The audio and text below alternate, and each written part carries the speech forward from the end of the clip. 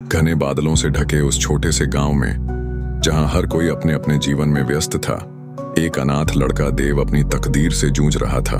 सगा बचपन कठिनाइयों में बीता, माता पिता का साया सिर से उठ चुका था और गांव वालों से उसे केवल तिरस्कार ही मिला। लेकिन उसके सपने बड़े थे। वह जानता था कि उसे अपनी किस्मत खुद लिखनी होगी। एक गांव में एक अनाथ लड़का देव रहता था। उसके माता पिता का देहांत बचपन में ही हो गया था। गांव के लोग उसे देखकर तिरस्कार करते, कोई उसे सहारा देने को तैयार नहीं था। लेकिन देव के सपने बड़े थे। वह हमेशा सोचता कि ऊपर वाले ने उसकी किस्मत इतनी कठोर क्यों लिखी है। एक दिन उसने तय किया कि उसे अपनी किस्मत खुद बदलनी होगी। गांव वालों की उपेक्षा से तंग आकर उसने गांव छोड़ने का निर्णय कर लिया। स्टेशन की ओर निकल पड़ा, जो गांव से लगभग 2 किलोमीटर दूर था। रात के अंधेरे में छुपते छुपाते वह स्टेशन पहुंचा और सोचते हुए एक मालगाड़ी में चढ़ गया। किसी बड़े शहर जाकर अपनी किस्मत बदलूंगा। अगली सुबह जब ट्रेन एक बड़े स्टेशन पर रुकी तो देव उतर गया। उसकी आंखों में बड़े सपने थे, लेकिन जेब में एक पैसा भी नहीं था। भूख और प्यास से परेशान होकर वह एक कोने में बैठ गया और अपनी किस्मत पर रोने लगा। पास ही एक चाय की दुकान थी, जिसका मालिक काफी देर से उसे देख रहा था। चाय वाले ने पुकारा, बेटा इधर आओ। क्या हुआ, इतने उदास क्यों हो? देव धीरे धीरे उसके पास पहुंचा। चाय वाले ने उसे एक गिलास चाय दी। देव ने धीरे धीरे चाय पी और जैसे ही चाय वाला अपने ग्राहकों से निपटकर उसके पास आया, देव की आंखों से आंसू बह निकले। मेरी इस दुनिया में कोई नहीं है, देव ने रोते हुए कहा। गांव वालों ने भी मुझे जीने नहीं दिया, इसीलिए मैं यहाँ अपनी किस्मत बदलने आया हूँ। चाय वाले ने उसके सिर पर स्नेह से हाथ फेरा और कहा, बेटा, किस्मत बदलने के लिए मेहनत करनी पड़ती है। जब तुम मेहनत करोगे तभी तुम्हारी किस्मत बदलेगी। देव ने झट से उसका हाथ पकड़ लिया और कहा, मैं मेहनत करूंगा, क्या आप मुझे कोई काम दिला सकते हैं? चाय वाला देव की लगन देखकर भावुक हो गया और उसे अपनी दुकान पर काम दे दिया। देव वहां ग्राहकों को चाय परोसने लगा।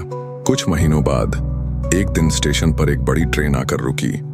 उसमें से एक सज्जन उतरे, जिनका नाम सेठ धनराज था। वे बहुत दयालु व्यक्ति थे। उन्होंने चाय वाले से एक चाय का ऑर्डर दिया। देव चाय लेकर उनके पास पहुंचा। सेठ धनराज को उसके बोलने का ढंग बहुत पसंद आया। उन्होंने देव से पूछा, बेटा, तुम यहाँ काम क्यों कर रहे हो? देव ने अपनी सारी कहानी उन्हें बता दी। उसकी बातें सुनकर सेठ धनराज भावुक हो गए।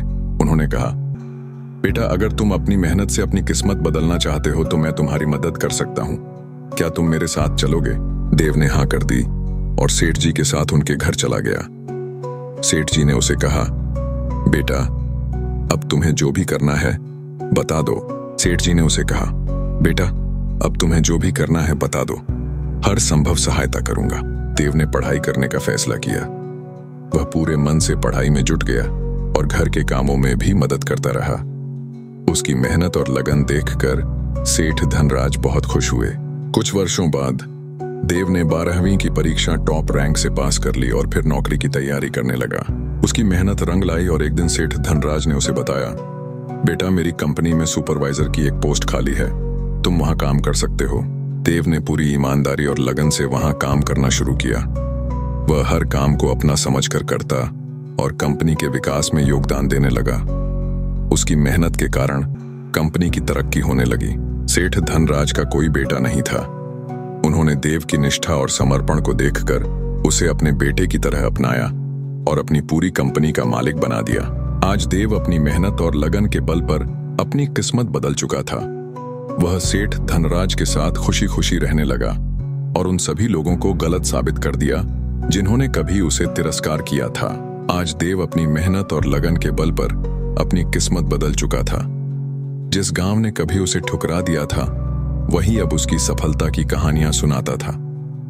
सेठ धनराज का बेटा बनकर वह न केवल कंपनी का मालिक बना, बल्कि समाज में एक मिसाल भी कायम की। यह उसकी इच्छा शक्ति, मेहनत और समर्पण की जीत थी। शिक्षा, यह कहानी हमें सिखाती है कि मेहनत और लगन से इंसान अपनी तकदीर खुद लिख सकता है। परिस्थितियां चाहे कितनी भी विपरीत क्यों ना हो, अगर मन में सच्ची लगन और हौसला हो तो सफलता अवश्य मिलती है।